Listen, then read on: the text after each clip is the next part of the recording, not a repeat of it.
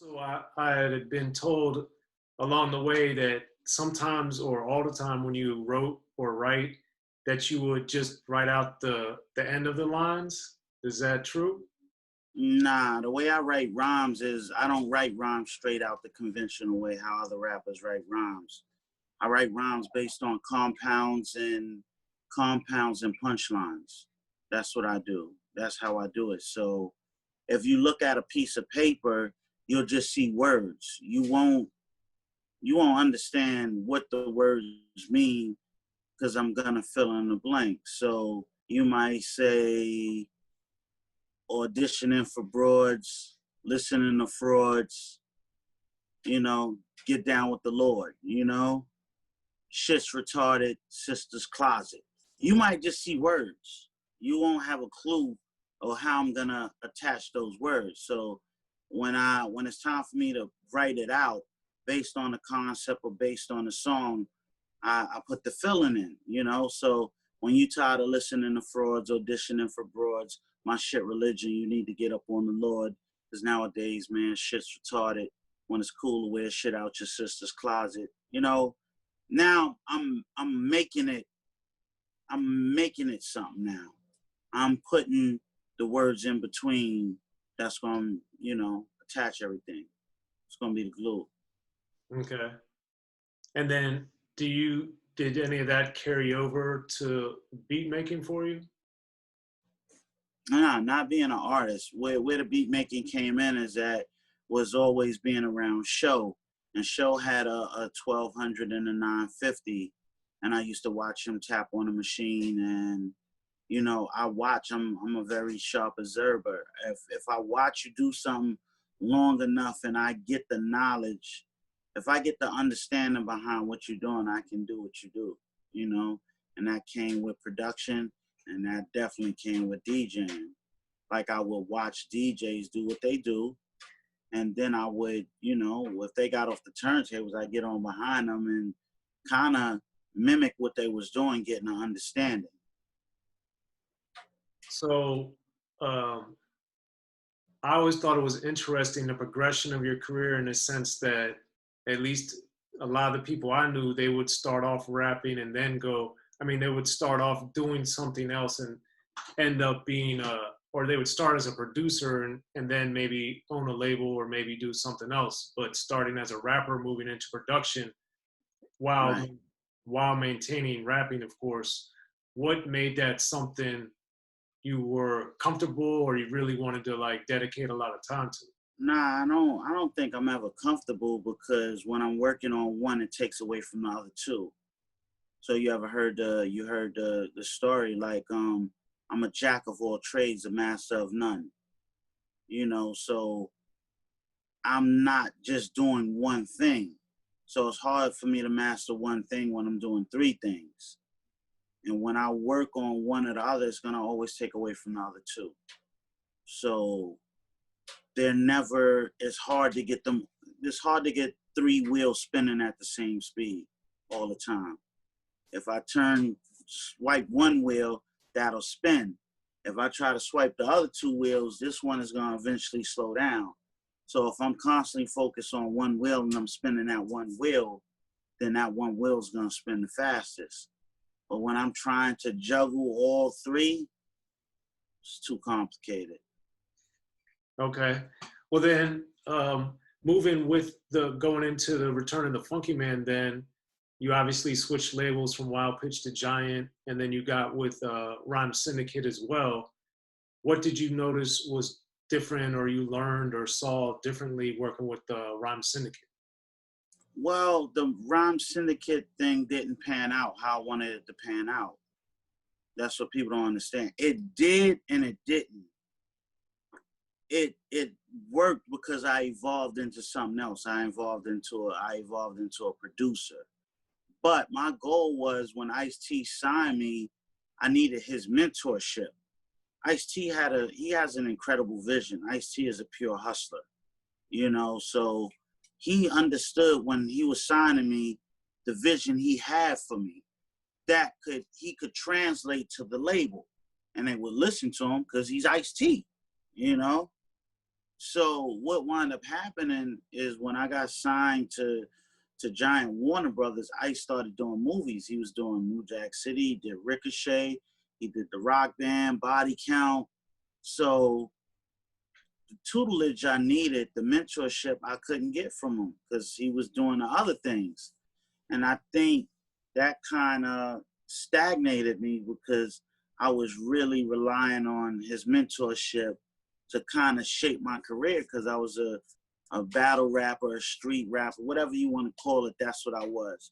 Pure skills to the fullest.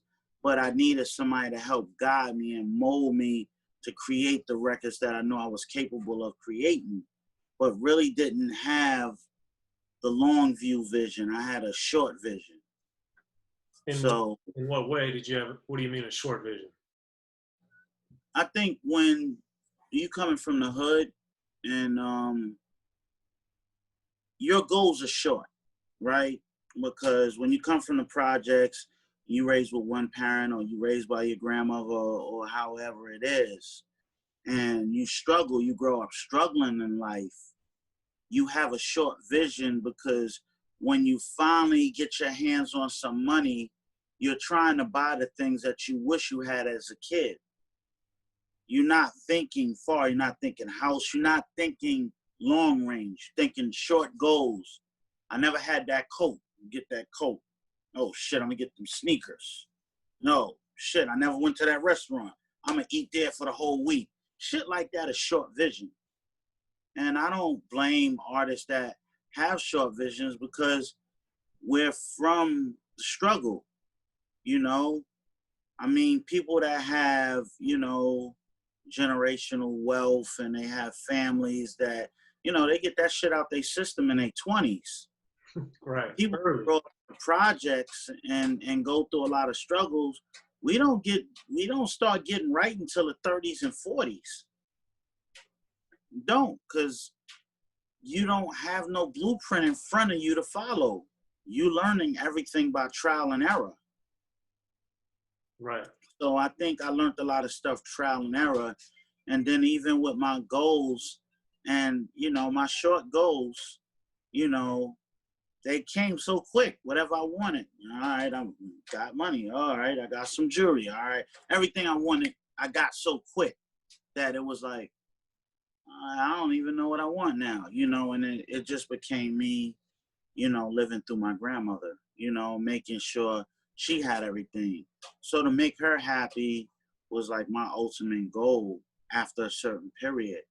And then when she passed away, I lost vision again because I didn't know, now, Elle is guiding me. Elle is around me a lot, knowing I just lost my grandmoms and he's telling me I can't quit. And, I'm vibing off of Elle energy. So now when it comes to music, I'm around Elle and his energy was motivating me.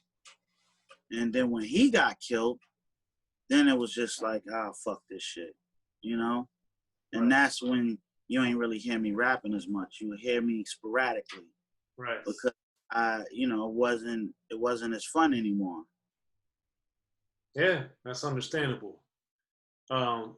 Taking it back a little bit, one thing I was always curious about, though, especially on the mentorship side, since you brought up Ice-T and not getting that in the way you hoped or wanted it, was with Jazzy Jay, especially on that album, doing a lot of the engineering and Return of the Funky Man album in particular. But with him, being a pioneer, having success with Busy Bee and all the different things that he did, what, if anything, did you pick up from him or notice from him? Well, Jay is he's a real key figure in my life. Jay used to DJ in a club called Gangster, and Jay would sneak me in that club when I was only 14, 15 years old, and he would get me in that club. So before I even had a deal, Jay was an influence in my life that people don't really understand or know. So when I finally did get the Return of the Funky Man, I wanted to record with Jay. I went and sought out Jay, and it came out, it was what it was, But to this day, I tell Premier all the time, I regret because everything was happening so fast. I'm like, I should have just snatched Premier up and had Premier kind of produce most of the album. Because, like I said, I was expecting Ice to be around. And when Ice wasn't around, I should have immediately just went back to the original formula with Premier and my team and just kept it like that. Right. Well, do you, on the one hand, I can understand and I can see that, but I would also imagine, and I want to ask you, like, that to me also, though, I think laid the foundation for what you were going to do as a producer, even though it didn't, even though, Definitely. yeah, because even though the album may not have sold as much or maybe you weren't as happy with it, on the same time, it showed you could produce and you could produce the other members of D.I.T.C. Well, but that comes in trial and error. That comes with, you know, Ice ain't around, and who knows if Ice was around and he mentored me, I might have never been a producer. That's true. It's because of him not being around and finding something else to do that I wanted to challenge myself doing that made me become a producer. Now, if I was around Ice and Ice, I was doing the records, I'd have probably been a pure, straight, cold-blooded rapper, you know, cold-blooded MC. Where I say cold-blooded because if my focus was just on rapping, I'd have probably been very dangerous, you know? I mean, I'm dangerous, I was but about to say, I would argue you still are, but yeah. when you only have one thing to go on, you're gonna master that one thing. If you don't do beats, if you don't DJ, and what you do is rhyme, all you got is time to perfect your rhyming. That's all you got time for, because you don't do nothing else. Right. But I think when you do production and you DJ, you know, I think you got a lot to do, you know. And your time, I do songs when I feel like doing songs. For me to do an album or do something, I have to have a vision. I don't want to just rhyme because I can rhyme, you know. That don't make no sense, you know. You should have a vision. You should have a vision for your project or what you're planning to do. Right. Now I know you produced the majority of Return of the Funky Man, but of course Showbiz and Diamond D were on there as well. Mm-hmm. And they obviously are excellent producers as well. So at that point, since you had worked with them with with Funky Technician as well, did you, like, what were you seeing from them that was different by the time you got to the second album? Because of course they were also, you know, growing and progressing as well. Well, I think with Show always had beats. Diamond always had beats. I think though that was my team, you know, so that's who I wanted to you know, help me craft my project. So it wasn't that I seen something directly specific. It was just like, this is part of the formula, you know? So, you know, I'm gonna go with the formula. Okay. And then even though Ice-T wasn't there, I know you had DJ Aladdin did work with you at least a little bit on the album. And he's one of the best DJs I've ever seen in person in my life, as far as his skills on the turntables. So Right. did you notice anything different coming with his mentality versus more the New York side of things? Well, I picked up things from Aladdin on the DJing. You gotta understand why I'm the way I am on the turntables. Premier, Aladdin, DJ Muggs when he was with 783. Right. You know, Show was an incredible DJ. You know, so I'm picking up all these things from those DJs. You know, so with when you saying now I lost the train of my thought with what you asked me. Oh, I was just saying, what did Aladdin kind of? Oh, Aladdin just had a different flair. Him and SLJ, you know, who's what they call SLJ now. But he's a part of the Cyrock collective. So if you're familiar with the Yep. side rock, I think they work with Erykah Badu at some point, or you know, On my school. SLJ, early SLJ. That's who I was working with. Right. Okay.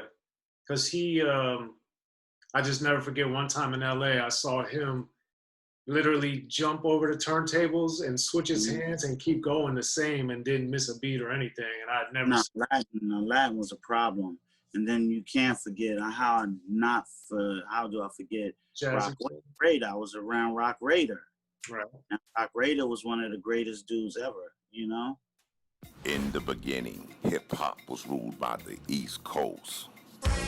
Then the West Coast rose to prominence thanks to gangster rap. Hip-hop changed the world. Gangster rap changed the narrative. I'm representing for the gangsters all across the world. And then changed the world again. Cause I'll come and take your life away. The history of gangster rap features unheard stories, unseen photos and documents, all with exclusive interviews from the founders and players who shaped gangster rap. I think a real gangster rapper has to scare you a little bit. The history of gangster rap written by veteran rap journalist Soren Baker. In stores now. Yo, what up? This is DJ Quick. Be sure to pick up my homeboy Soren Baker's book, The History of Gangster Rap, if you really want to know what we do.